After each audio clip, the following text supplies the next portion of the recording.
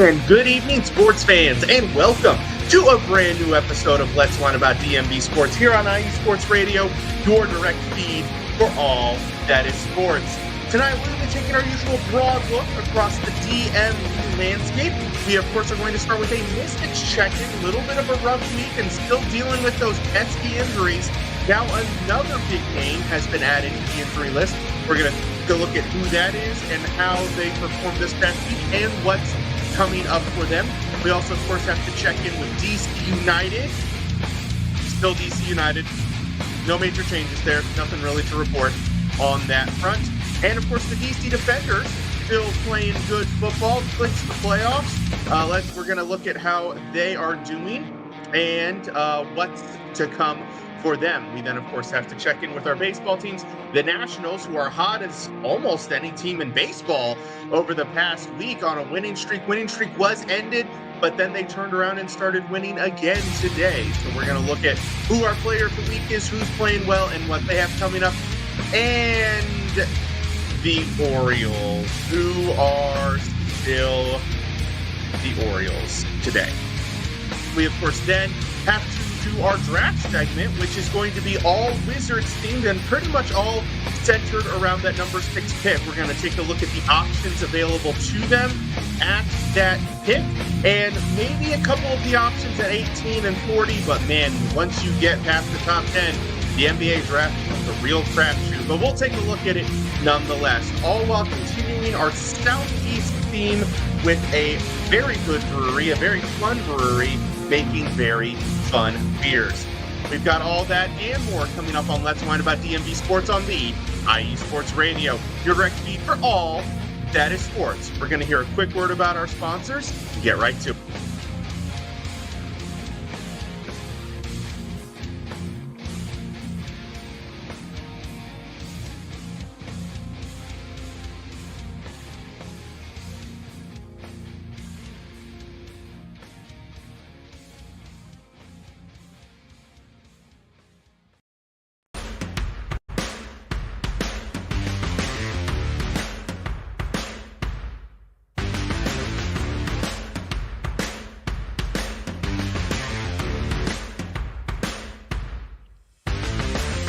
IE Sports Radio fans, this show is brought to you by Planet Jerky Premium Brisket Beef Jerky.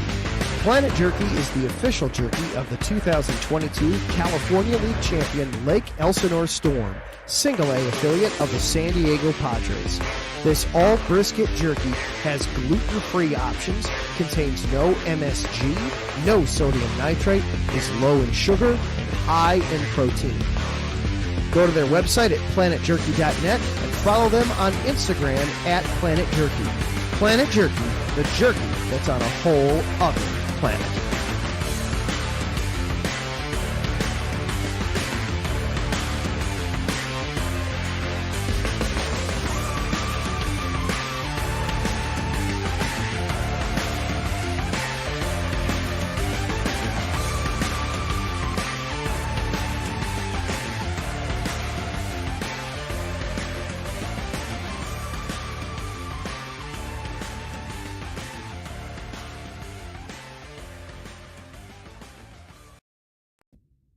Rise and shine.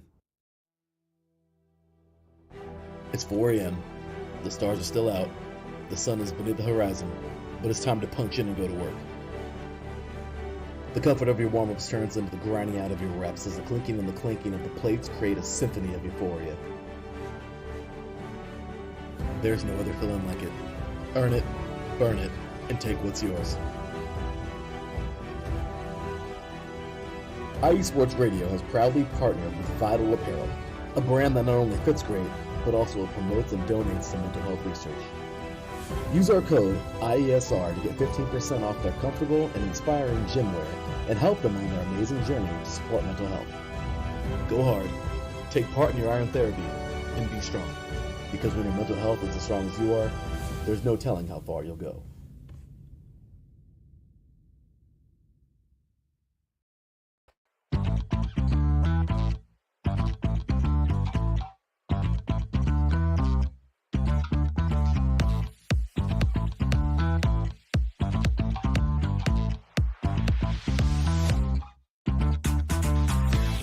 Hey there, IE Sports Radio fans. Be sure to check out our sponsor, Seal the Deal Wax Seals by Cecilia B.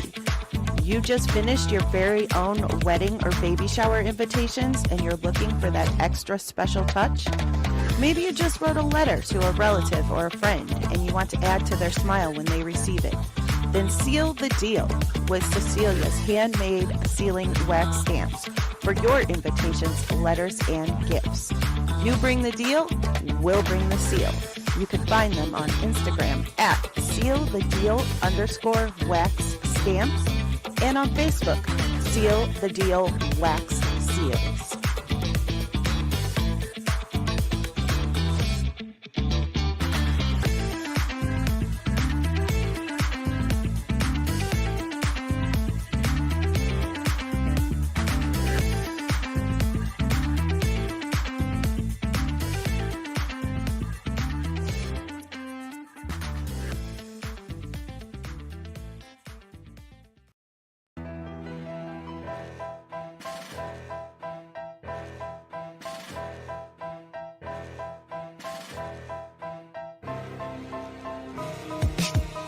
For the last 10 years, IE Sports Radio has been bringing you amazing content ranging from interviewing legendary athletes, coaches, and other authorized media personnel to building tailor-made shows dedicated to all major sports cities around the country. Make sure to follow us at IE Sports Radio on X, Instagram, Facebook, TikTok, and YouTube to keep up with the latest in sports and with all of our shows. Also, make sure to check out our daily updated website at iesportsradio.com. At iesportsradio.com, you can see our daily show schedule and check out all of our show pages with personal bios to learn a little bit more about each of our awesome hosts. In addition to our show pages, you can catch the IE Sports Radio blog, Hall of Fame, Fans of the Month page, and our merchandise shop including t-shirts, tank tops, caps, long sleeves, hoodies, and more. For now over a decade here at IE Sports Radio, we've continued to be by the fans, for the fans, and we thank you all for your support and for making IE Sports Radio your direct feed for all that is sports.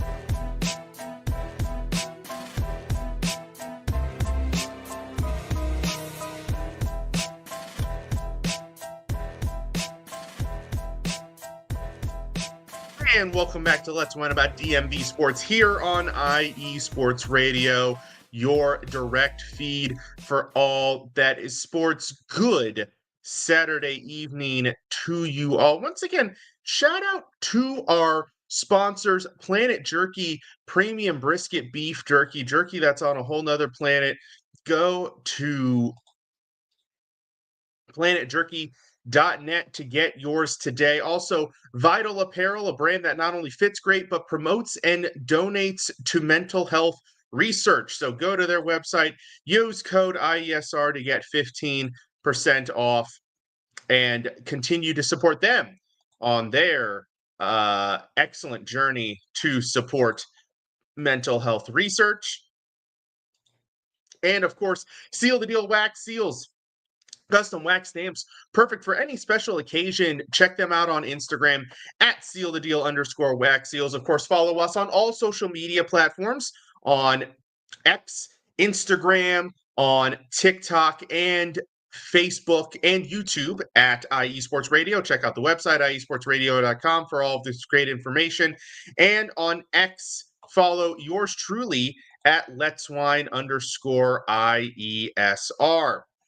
So we've got a lot of great sports to get to, but first, of course, we must start with our beverage. So we've been continuing the theme of Southeastern Beverage Month, jumping all around the Southeastern United States. We went from Florida with Cigar City up to Georgia with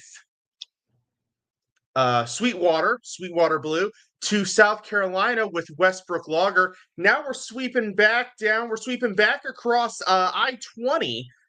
There's a reference for you East Coasters. Down across I-20.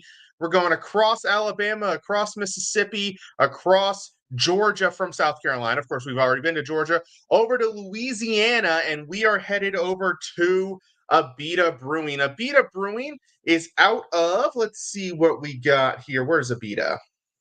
Abita is out of Abita Springs, Louisiana. Could not tell you where that is. And this is their Purple Haze Raspberry Lager. Now, The Abita, of course, being from Louisiana, has kind of a voodoo theme going on. You'll find that with a lot of their beers. And no, it's not the same as New Belgium, which does their Voodoo Ranger. No, this is different. They have a pretty solid lineup of beers, but this is one of their flagship beers, one of their headliners, the one that's available year round and almost anywhere that sells Abita. And look at that. That's a very solid lager color. It is a raspberry lager, though, so I'm expecting a very fruit beer-like experience here. The smell is not giving off a ton of fruit. Not like the Sweetwater Blue, which, if you recall, had a very strong blueberry notes to it. This is also only, let's see if there's a better space for you to see that. You're going to have to get real close in there so you can see that I am not lying. 4.2%, if you can see that, alcohol by volume. So this is going to be very light, very crushable, I hope. But the look looks great. Looks like a beer. Looks like a very solid beer. Not a ton on the nose, but that's okay. So let's give it a taste. Very nice. It's light. It's not overpowering. It's refreshing. Tastes like a lager. It kind of tastes like any of your traditional lagers might taste. So overall, very solid beer. Very good. Very tasty. Yeah. No, this is a good one. Abita makes very good products. I've always liked everything they have done. So yeah, good job, Abita. Keep it going. That is all I have to say on that note. Now, with that said, let's dive into some sports. So we're going to start by checking in with the Washington Mystics. Last week they went 2-0.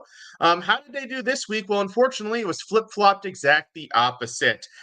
They faced the Golden State Valkyries, the expansion team of the WNBA, on what day was this?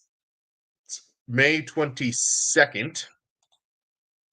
Is it really May 22nd when they played? Or was it that late? Or maybe it was late on the 21st. No, it was on 5/21, but it was in Golden State, which is California. So it was East Coast or West Coast time. So it finished up on the East Coast on 5/22. But no, they played on the 21st on Wednesday, and the Mystics lost this one 76-74. Brittany Sykes led the way with 30 points on 8 of 19 shooting, 11 of 14 from the free throw line.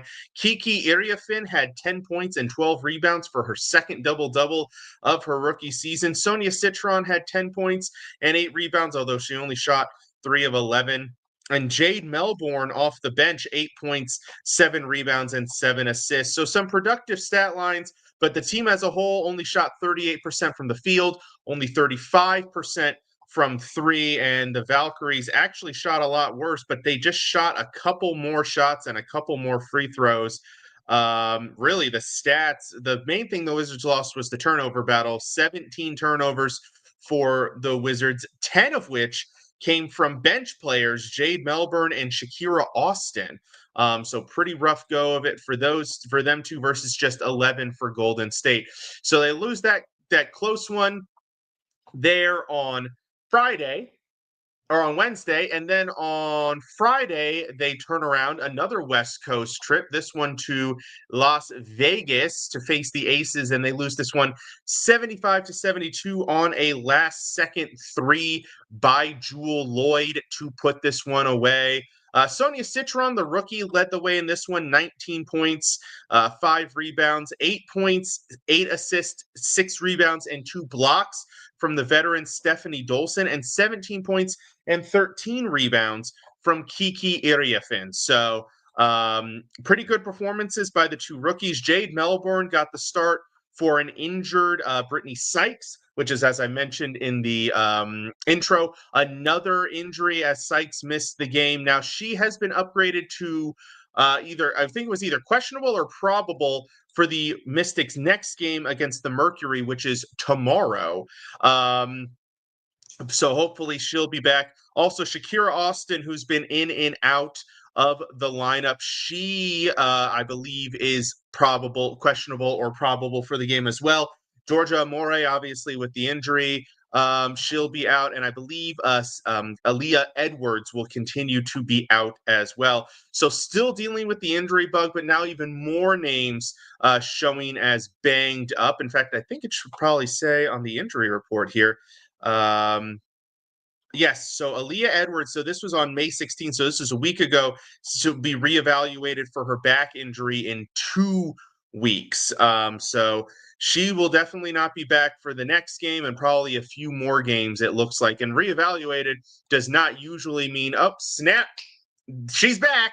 She's ready to go. No, that's not usually what that means. So the Mystics stand at 2-2 overall. That is seventh in the WNBA. The Minnesota Lynx and New York Liberty are both undefeated. And then there's a tranche of 2-1 teams, including the two teams that just beat the Mystics, the Valkyries and the Aces. So a tranche of 2-1 teams. Then the Mystics fall in a group of 2-2s with the Indiana Fever and the Atlanta Dream. 3 teams remain undefeated. The Chicago Sky, who have lost by an average of 30 points a game. My goodness. The Connecticut Sun and the Dallas Wings. So, though that trio still looking for their first victory of the season. So best of luck to them. But overall, the Mystics, I mean, obviously it could be better. You would love to, but 2 wins and 2 very close losses for this team that's one of the youngest in the WNBA, if not the youngest, starting 2 rookies every game so far, playing significant minutes to a 3rd rookie in Lucy Olson. It would be a 4th if Amore hadn't gotten hurt. Dealing with injuries, being forced to play players like Sika Cone, who would normally be like the 10th or 11th player on the roster, is getting meaningful minutes every night. And same a little bit with Jade Melbourne, getting probably more minutes than she normally would, as she would have probably been the 5th guard on the team. I've even seen Sug Sutton play a few minutes, which I thought she would be the absolute bottom of the group, but no, she's getting minutes like all of them.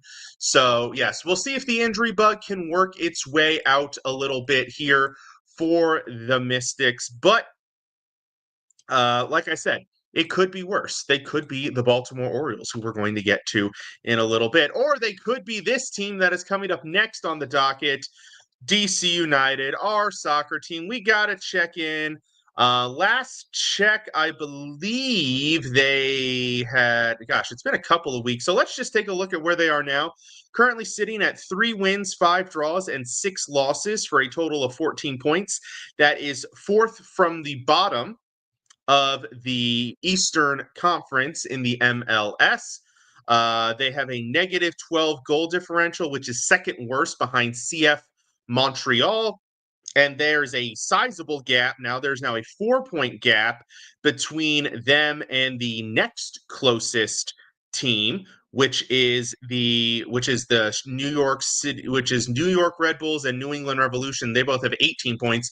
So that's a win and a draw difference between those that group. And then even that, there's another difference between that and the top teams, because there's a group of kind of mid-tier teams, and then there's the top 7 or so in the conference. So yeah, just not looking good for DC United. Let's take a look at their last few results here. They tied Charlotte FC. Actually, no, they won on penalty kicks against Charlotte FC.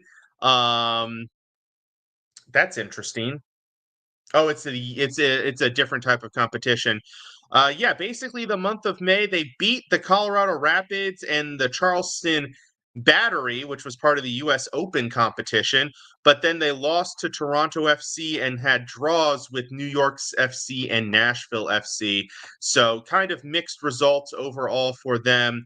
The leading scorer continues to be Christian Benteke by a mile, 6 goals. Nobody else on the team has more than 2.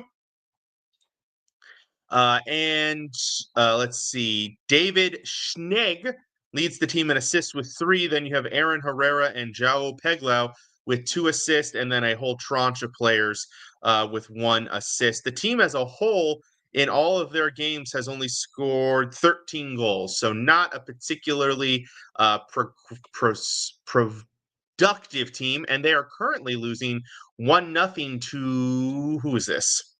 the New York City Red Bulls again. So, yeah, just not great times for DC United continue. Maybe they'll turn it around. We'll see. But I'm starting to show my doubts, as I had all of last year, and all of those doubts were pretty well founded, I got to say. Larry B is in the chat saying, go, Mike, go. Yeah, the Mystics could be the Sparks, and DC United is better than the Galaxy, who haven't won a game all season. I'm going to fact check that, Mr. B. Is that true? Is that true? Hang on. Let's see. Let's go to the MLS, the East and the West. Oh, yeah, look at that. Yeah, the Galaxy haven't won all season. Okay, you're right, sir. We could be the Galaxy. There you go. So it always could be worse, guys. It always could be worse. The only team of the DMV that is perennially among the worst in their leagues pretty consistently is the Wizards, So, hey, you never know. You never know. All right. So now that we've depressingly talked about the DC United, which we're going to alternate between our depressing teams and our positive teams, we're going to flip over to the DC Defenders. Let's check in on them. They have a game tomorrow against the Houston Roughnecks. Fantastic name for a team. Let's see. They've won against the Arlington Renegades last week, and I believe we had covered their victory over the San Antonio Brahmas the week before. Only 2 games left in the season. They've got the Roughnecks tomorrow, and then they've got the St. Louis Battlehawks on May 30th, which means we'll get to cover both of those results. But right now the team has 2 losses, so 6-2, phenomenal record. And we'll see if they can keep that going. Defense not being as dominant. Looking at these scores, they gave up 24 to the Brahmas and 30 to the Renegades. Last year, the defense was the strength of the team. And even starting out in the season, they didn't even give up more than 20 points in a game until week 4, when they gave up 24 points to the Brahmas in a loss. And ever since then, I think they've given up 24 or more points in every game since. So definitely a flip for the team defensively speaking. But hey, still 6-2 overall. Looking at the thing, amazingly, they only average 1 more point per game than their opponents here. And the stats are actually shockingly close. Passing-wise, they do have a pretty good advantage over their opponents, and I think the turnover margin looks like it's pretty good in their favor. They're a better third down team. So overall, pretty good. Pretty good play so far from the team. Quarterback Jordan Tamu not having a particularly amazing season in terms of efficiency. He does rush the ball a little bit. Deion Jackson is the lead rusher for the team. In that regard, leading receiver is Chris Rowland. Also Braylon Sanders contributing a lot. So overall, productive team, lots of different contributors, and it's just funny looking at these teams, these players, because like I said, a lot of them have played in the NFL, or were at least draft picks. So, it's funny to see the flip, and all of a sudden, oh hey, there they are playing in the UFL now and being productive there. So that's always great for players to get a second chance in that regard. That will do it for the first part of our show. We're going to take a quick break. When we come back, we're talking baseball and the rest of the DMV before getting into our draft segment. Do not go away. You're listening to Let's Whine About DMV Sports here on IE Sports Radio, your direct feed for all that is sports.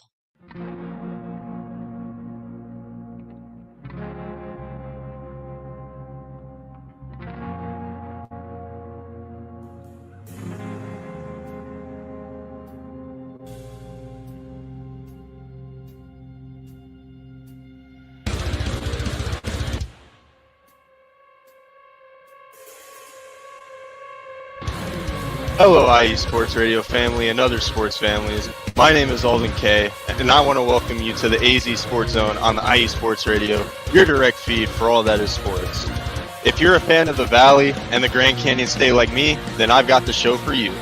Tune in every week where I will update you and give you the latest news for the Arizona Cardinals, Phoenix Suns, Arizona Diamondbacks, ASU Sun Devils, U of A Wildcats, GCU Antelope, and of course, the NAU Lumberjacks. Again, if you're a Valley sports fan and like all that is desert sports like me, tune in every week here on the IE Sports Radio, your direct feed for all that is sports. We'll see you then.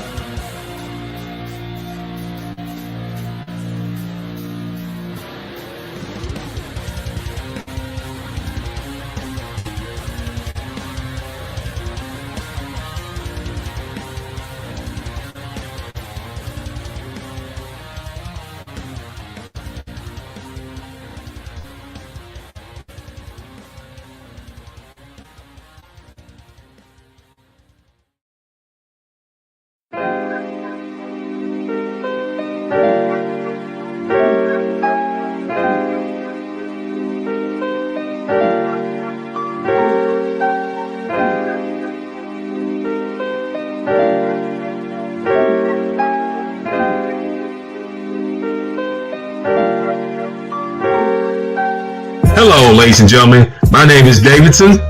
It's your boy Dentarius Locke. And we are the hosts of Fast Break here on IE Sports Radio, where we discuss everything in the world of basketball from prep to the pros. You guys should definitely check us out, man. Sunday, 8 p.m. Eastern, 5 p.m. Pacific. We got all the basketball information you guys need, so we look forward to you guys listening in. And please do, because we are the best basketball show on this side of the Mississippi. And please do check us out on Twitter at FastBreakISR. D-Lock, where's our time again? 8 p.m. Eastern, 5 p.m. Pacific. That gives you guys plenty of time on a Sunday. Tune in.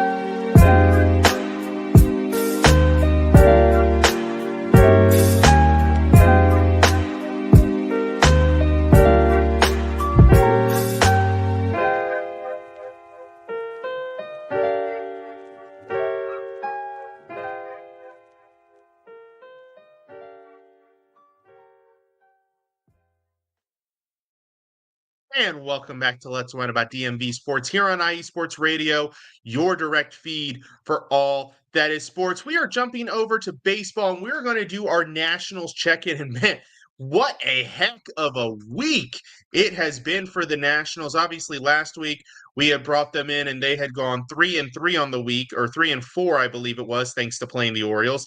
They completed the sweep on Sunday of Baltimore, and then they proceeded to beat the Atlanta Braves on Tuesday and Thursday. Wednesday was a rainout, unfortunately. And then they lost yesterday against the San Francisco Giants before beating them 3-0 today. So that is, for those of you keeping track at home, a 4-1 record on the week. The Nationals have now won, let me look at this really quick. 1, 2, 3, 4. 7 of their last 9 to get them to 24-28 overall. Absolutely tremendous work by them. My player of the week, you could go to so many different directions here. James Wood continues to mash. CJ Abrams continues to match. Lots of good play around the diamond. But I'm going to go with the guy who actually pitched today and pitched a whale of a game, and that was Jake Irving. 8 scoreless innings against the Giants. Phenomenal performance by him. He also had a quality start against the Orioles last weekend. So that's back-to-back really strong performances by him. Look, I don't know if Jake Irving is going to be part of the final product of this Nationals rebuild. If not, for the sole reason that he is, I believe he is almost 29 or is 29. No, he's 28. So he turned 28 before the season. So I don't know if he's part of the final result. He might be one of the last pieces swapped out for one of these young up-and-comers, and it might be like Travis Sikora or Andrew Clemmie, one of the really young guys that's coming up the ranks that's probably 2 to 3 years away from being an impactful arm for the organization at the pro level. So I don't know if Irving is a guy who makes it all the way through this rebuild process, which I think probably still has 2 to 2.5 more seasons in it. But I'm sure heck glad that he is along for the ride. Overall on the season, he's 4-1 with a 3.42 ERA. 6 of his 11 starts have been quality starts, and he almost always gives a good, at least some innings. His shortest start of this season, it's a tie between his opening start against the Phillies and his second start against the Diamondbacks, where he went 5 innings. But I mean, his production just amazingly consistent looking down the line. 5, 5, 6, 7, 6 1/3, 7 1/3, 6, 5 1/3, 6, 6 1/3. So that's his starts up to date. And then today, 8 innings against the Giants, 8 scoreless innings. So yes, fantastic performance by him, really pitching like our number 2 behind Mackenzie Gore so far this season. And like I said, it's one of the reasons why the Nats are closer than I think some might have thought they would have been. Others thought they were going to be about this close to a competitive team before the season. Of course, the amazing thing is because the National League is so chock full of competitive teams, they actually still have the 4th worst record at 24-28 in the NL. If they were in the American League, they would be better. Actually, they'd also be the 4th worst. So maybe it's just how well the middle of the baseball world right now has so much parity in it.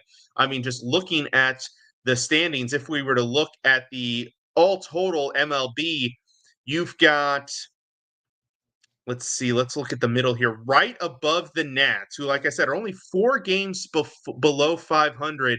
You have a tranche of 1, 2, 3, 4, 5, 6, 7, 8, 9, 10, 11 teams that are between 3 games below 500 and 3 games above 500. So there's a group there. And then once you get above that, there's another 3, 4, 5, 6, 7, 8, 9, 10.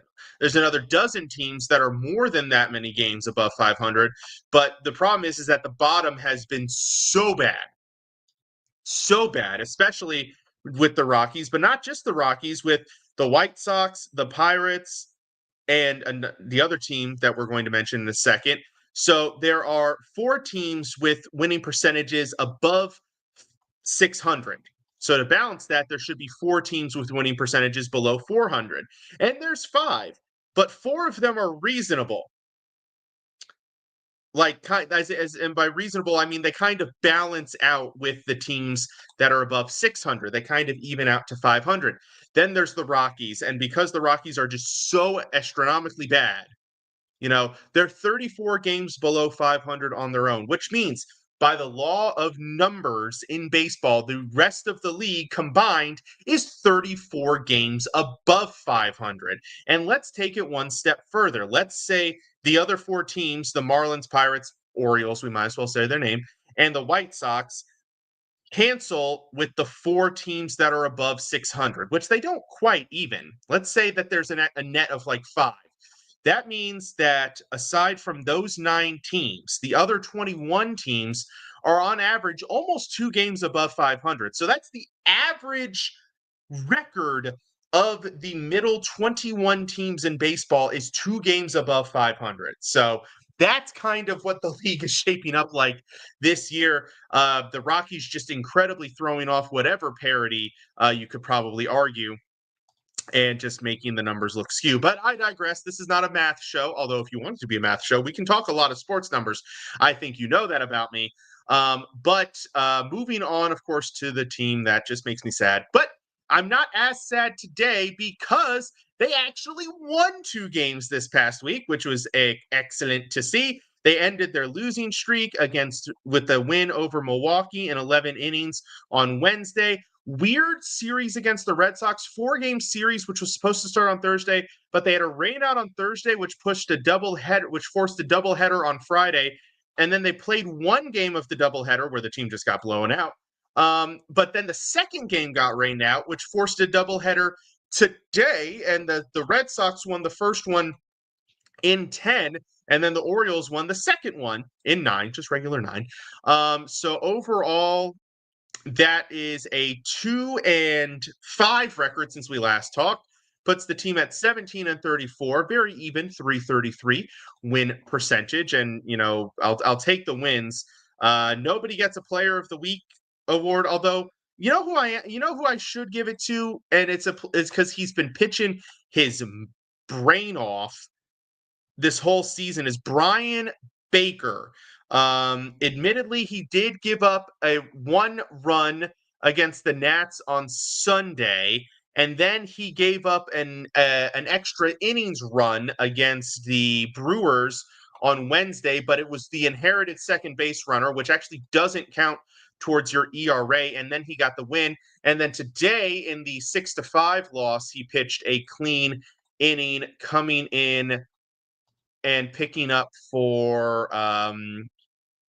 Zach Eflin, who had a rough go of it in the 6th. Admittedly, Eflin, he got credited with 4 earned runs, 5 runs, 4 earned runs, so 1 unearned. And in all reality, looking at the way the rest of the inning worked out after the Gunnar Henderson error, really it was 2. It was really 2 unearned runs there for Eflin. He'll get credit for 4 earned runs, but that error really just kind of threw off, especially if that had resulted in a double play. He would have gotten out of the inning, I think, unscathed, giving up 3 runs and having a quality start. And I think the Orioles might come away with the win as well. So really costly error there for Gunnar Henderson. But yeah, no Player of the Week because they still stink. But I will give the shout out to Brian Baker. I did not talk about our upcoming schedule with the Nationals, but let's just do the Orioles really quick.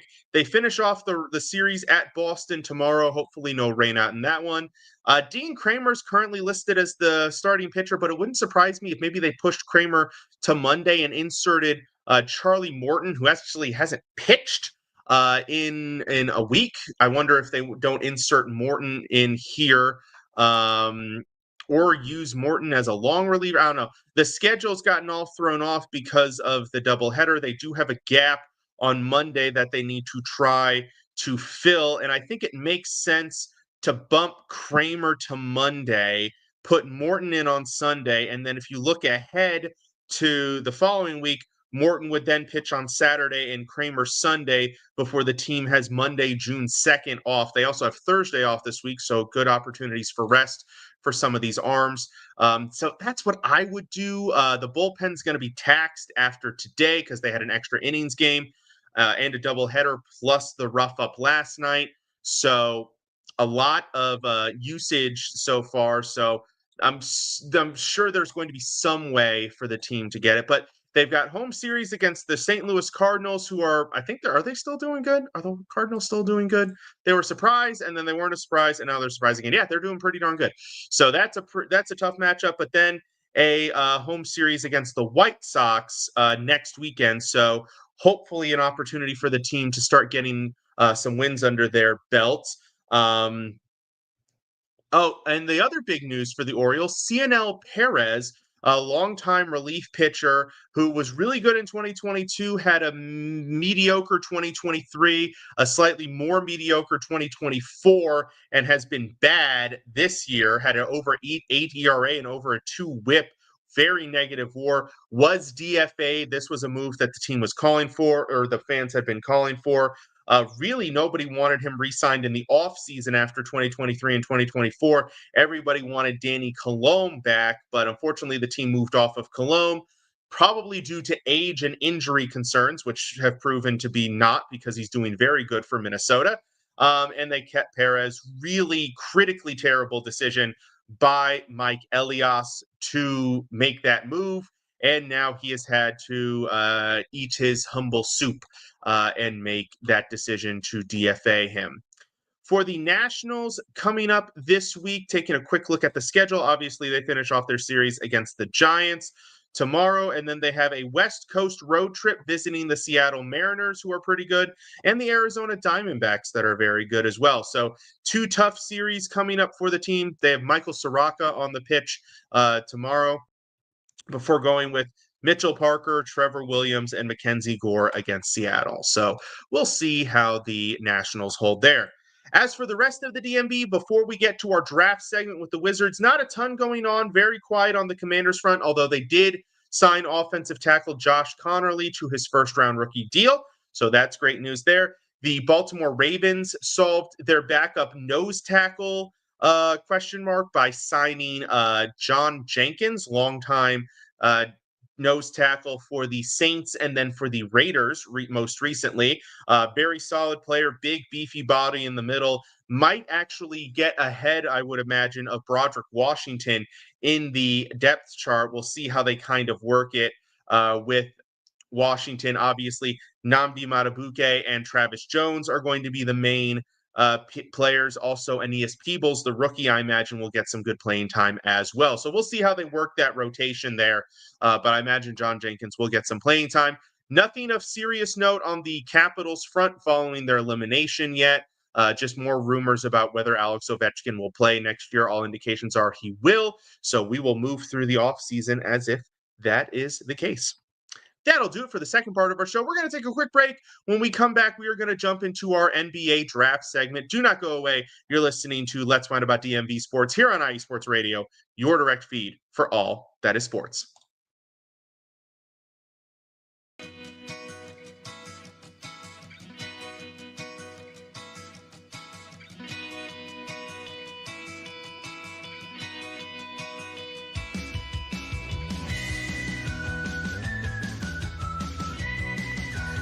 Cleveland and Columbus sports fans, I've got the show for you. I'm Jen B, host of the Show of the Land right here on IE Sports Radio, your direct feed for all that is sports. You want football? I've got the Browns, the Buckeyes, the Eagles, the Purple Raiders, and more for you. You want basketball? I've got the Cavs and the Charge for you. You want hockey? I've got the Blue Jackets and the Monsters for you. You want football, aka soccer? I've got the Crew and the Crunch for you. You want volleyball? I'm going to unleash the fury for you. You want more Cleveland and Columbus sports? I've got them all for you, from the majors to the minors to the college rinks. Catch me, Jen B, every week on the Show of the Land right here on IE Sports Radio, your direct feed for all that is sport.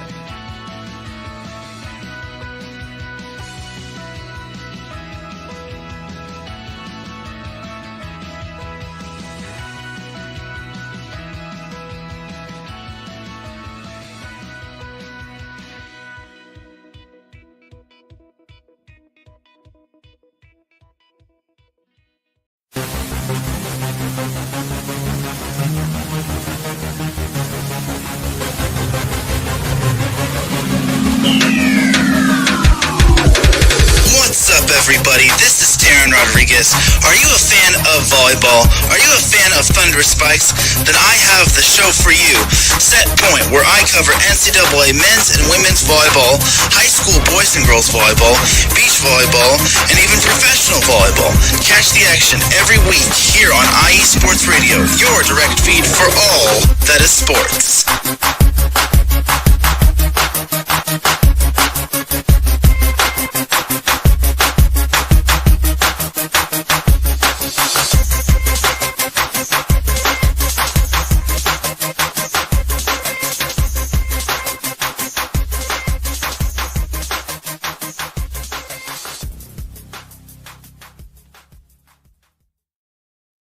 And welcome back to Let's Write About DMV Sports here on IE Sports Radio, your direct feed for all that is sports. We have made it to our draft segment. Exciting times here for the baseball world, or for the NBA world, as we complained last week about the NBA draft lottery and how it was crap. We said a lot of strong words. We're not going to redact any of those words, but the time to whine and cry about it is gone. We are now into time to talk serious about it.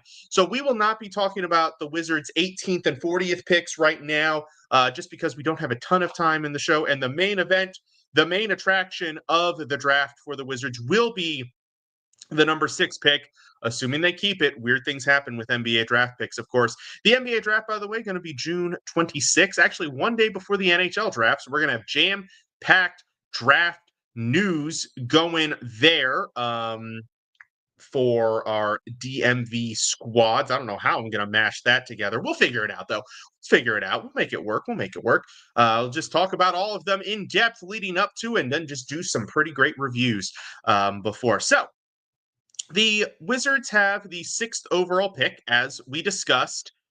Looking at the draft board, looking at the players available, there is a 0% chance that Cooper Flagg and Dylan Harper, who are generally pretty universally considered the top 2 prospects in this class, there is a 0% chance that either of those guys will be on the board at 6. There's 0% chance that Cooper Flagg and Dylan Harper will be a Wizard. There is a very good chance that Ace Bailey and VJ Edgecombe also go before the Wizards pick at 6. I don't want to say it's impossible like the other two. It's just still very unlikely. By the way, if either of them were on the board at 6, they would be the pick. That's pretty much 3 and 4 right there. So that bumps us down. So that's basically the top 4 out. We've got a loaded group of players, each one bringing something a little different to the table as options for 6. Obviously, we only talked about 4 players. So there are 5 picks ahead of us. So not every one of these guys will be available. One guy will be gone. However, I think any of these guys could end up being available at 6 come draft night. So I think it's worthwhile to talk about all of them. Now, who is on this list? You could probably debate a little bit back and forth. Generally speaking, there are 8 guys that people have mentioned. Now, I'm going to pretty confidently eliminate 3, or 2 of them being Noah Asenge and Igor Demin. Have both been brought up in conversations at 6. Those would be swings for the fences too.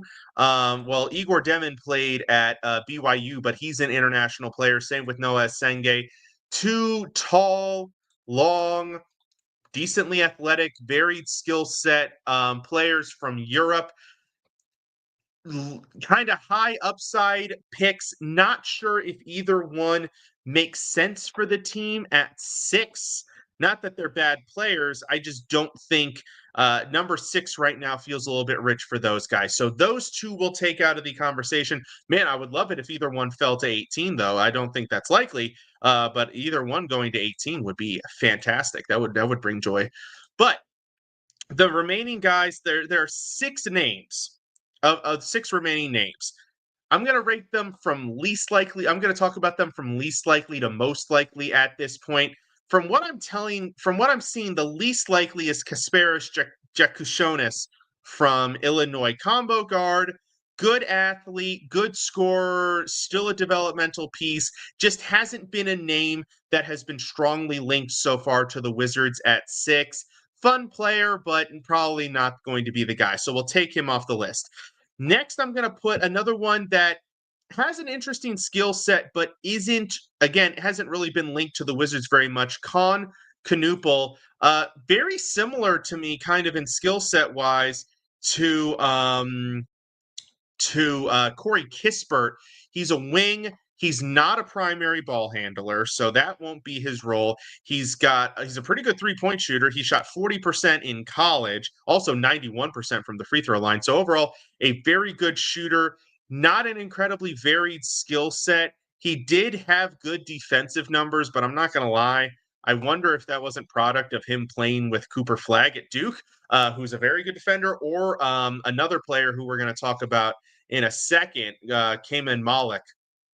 So I wonder if he's not going to be I just don't. I haven't heard a strong link. I just don't think. And like I said, I think he serves the same role as Kispert, and I just don't think the team is looking for that type of player right now. They are not looking for necessarily a specific role player. If they are, I don't know if it's what Knuppel brings to the table. So I'll eliminate Jakushonis as the least likely at the moment, with Knuppel second least likely. Third, and this one kind of breaks my heart, it's Derek Queen for Maryland. And the reason why Queen doesn't make sense is because the prototype that the Wizards have been looking at over the past couple of drafts, tall and long for their positions, versatile position wise, and good defense or two-way capabilities, good defense and good offense. Derek Queen is not particularly tall or long for his position. He's a center. He's 6'9", okay length, not great. Big though, 250, so he's pretty solidly built. Does not play great defense, did not in his time at Maryland. He might become an average defender in the league, but I just don't think that's going to be his forte. Positional versatility, you could stretch and try to make him a 4, but really he kind of fits as an offensive minded 5 who's a tough rebounder as well. And I've heard lots of different comparisons. I've heard him compared to, he's a less athletic Julius Randle. He's a less dominant Kevin Love. He's Al Horford with less defense. Everything has that little caveat to it, though. So while I would love for Derek Queen to stay in the area and go to DC, and while I think his skill set as an offensive-minded big, actually isn't a bad fit for the team, just right now, it just doesn't seem like it's a match made in heaven. So I'll put Derek Queen there. Right ahead of him is another positional mate, and a really interesting fit is Kamen Malik out of Duke. 7'1", big man, almost 7'2", 250, 7.5-foot wingspan, big, long rim protector type player who's going to be a thumper down in the low post. He seems like a natural what's the word I'm looking for? Not comparable, a natural fit with Alex Sarr, who's a good defender, but kind of a stretch. You like to move him around a little bit. Seems like a guy who could fit and give them kind of a twin big form, because Alex Sarr could play the 4 with Malik because he has enough range offensively. Malik's only going to be around the rim. So he's got, to me, Malik, of this group, he might have the lowest upside because he's not going to be a stretch big. He's not going to be a guy who's going to give you a ton of minutes a game. He's not going to be able to really defend great out on the perimeter, but he's a thumper down low. He's kind of a Rudy Gobert type player, I would compare him to, stylistically speaking, kind of those big down low thumper types. But like I said, it fits the mold of what their team is looking for. Admittedly, no, he doesn't have the greatest positional versatility, but he fits with one of the Wizards players who does bring good positional versatility, and that would allow them to experiment with some smaller 4s like they worked with Keyshawn George this past year, Justin Champagny, maybe even Bilal Coulibaly gets some time as at the 4, because you just have this big thumper down low. So Malik, the fit is intriguing to me. I'm not going to write it off. He didn't have a great season at Duke, but I see the logic. I see the upside. I see the compatibility. So yeah, but the top 2, and it really is, these 2 have been the leaders so far in the clubhouse for the 6th pick. And honestly, one of them might be gone by the 6th pick, but that's Trey Johnson, guard out of Texas, and Jeremiah Fears, guard out of Oklahoma. Trey Johnson, 6'5", with a 6'10" wingspan, so tall and long for a guard. Great scorer, just an offensive juggernaut. He did not have the greatest defensive ratings in college, but he did have a very good offensive game. He's got a very good offensively developed game. And admittedly, yes, that does not exactly fit the mold, but at some point, the Wizards, yes, they have all of these versatile two-way players, can do a bunch of things. At some point, you just got to have a guy who can get to the basket and give you 20 points a game that isn't named Jordan Poole. They don't really have another guy like that right now. Trey Johnson could come in and be that guy. And the best part about Johnson is, depending on how they arrange their group, their formations, their rotations, and with the roster, is that it doesn't interrupt anybody else necessarily. You can still use Bub Carrington how you've been using him. You can still use Jordan Poole as the main guy. You can still use Koulibaly in that versatile role. You can use AJ Johnson there. You can use Corey Kispert. You can make it work with these guys. So I like Johnson. And then Jeremiah Fears is the other one. Now, he misses the size comparison, but he's an incredible athlete. He's young. The upside is there. The kind of two-way guard style, the combo guard style matches with the Wizards. They have been linked very heavily to this man. In fact, I think he even had a pre-draft meeting with the Wizards. So there's a connection. There seems to be a mutual interest. He's an exciting player. It's not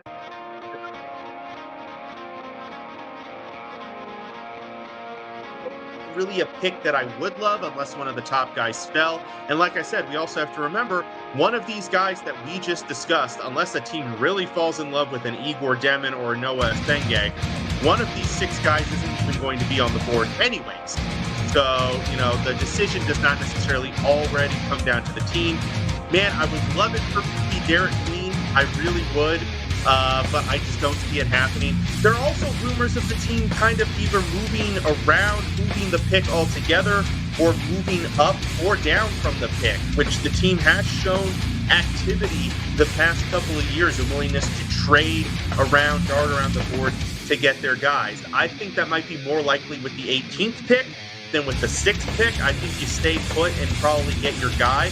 But if a deal comes up that the team cannot that is a great opportunity, maybe to jump up to 4 with, say, a Charlotte and secure a BJ Edgecombe or an Ace Bailey.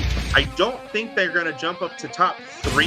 I think that would require quite a crazy move. First off, Dallas is moving off of 1. I would be very surprised if San Antonio moved off for 2, unless it was for a bona fide stud to pair with Wemby. And so Philadelphia is your target at 3. And there have been interesting rumors there involving Paul George and taking on Paul George's contract as part of a deal that would vault the Wizards from 6 to 3 and maybe get them an Ace Bailey, which I would not object to. So we'll see how all of that plays out. The draft is still a month away, so lots to discuss and lots to look at until then. But for now, these are the rumors that we are looking at. Once again, thank you all for tuning in. Shout out to our sponsors, Planet Jerky, premium brisket beef jerky that's on a whole nother planet. Go to planetjerky.net to get yours today. Also, Vital Apparel, a brand that not only fits great, but promotes and donates to mental health research. So use code IESR on their site to get 15% off their comfortable gym wear. Also, Seal the Deal Wax Seals, custom wax seals, perfect for any special occasion. Check them out on Instagram at SealTheDeal_wax stamps. Follow us on all social media platforms, IE Sports Radio on X, Instagram, Facebook, TikTok, and YouTube. Check out the website where you've got the blog, the show pages, the merchandise, the Hall of Fame, and more. Follow yours truly at _IESR on X. And of course, this is my prime time to remind everybody of the show's main message, which is please drink responsibly. Do not drink and drive. One of my favorite social media posts regarding this topic is that you can afford an Uber or a taxi before you can afford a DUI. So please drink responsibly. Do not drink and drive. It is simply not worth it. We'll be back next week talking more baseball, unfortunately, but also, of course, checking in with all of our other DC teams. And we're going to jump into the NHL draft next time. That'll be a fun change of pace as we also finish up our Southeast Beverage Month theme. Once again, this has been Mike Patt for Let's Whine About DMV Sports on the IE Sports Radio, your direct feed for all that is sports. Have a great week. We'll see you next time.